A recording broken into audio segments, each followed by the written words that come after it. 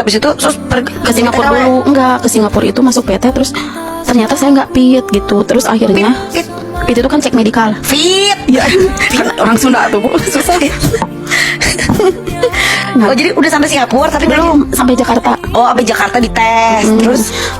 Terus ya itu apa, cek medikal nggak fit. Akhirnya saya itu ditelantarin di situ sama Jakarta? ya sama PT. Saya disuruh pulang. Gimana rasanya udah sampai Jakarta terus tiba-tiba nggak Ya dibolehin itu kerja? pertama kali saya ke Jakarta, saya bingung, ini Jakarta nggak punya duit, teman dikasih 25.000.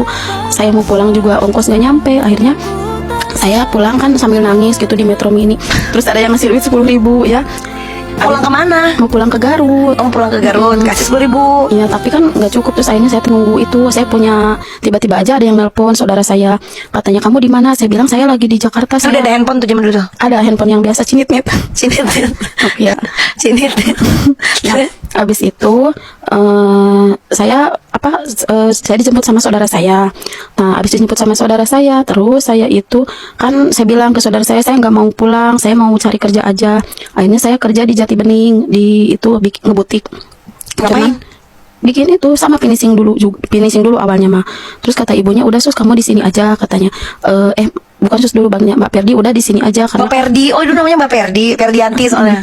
Pak di sini aja katanya, nanti lama-lama kamu juga akan punya penghasilan yang lumayan kalau kamu bisa jahit. Cuman saya pikir iya, tapi saya tuh di calling pisah sama kakak saya. Calling apa? Calling pisah. Bisa. Iya, buat kerja di TKW di Arab. Bisa. Bisa. Nah, habis itu saya itu udah masuk PT, ternyata dijual sama PT-nya karena Apanya? itunya apa sih? Kayak kan foto-fotonya itu apa tuh datanya dijual. Jadi kalau calling pisah itu penghasilan ke PT-nya pemasukannya dikit. Tapi kalau misalkan orang jual ambil dari PT langsung, pemasukannya gede buat PT. Nah, Terus jadi intinya? ya saya jadi TKW dulu, tapi nggak ketemu sama majikan yang ngirimin pisah ke saya. Gimana sih? Iya, pokoknya dijual aja Ya ke udah orang. pokoknya akhirnya sos jadi TKW. Di mana TKW itu? Di Jordan. Nah, ternyata ngapain di sana tuh? ngurus orang tua.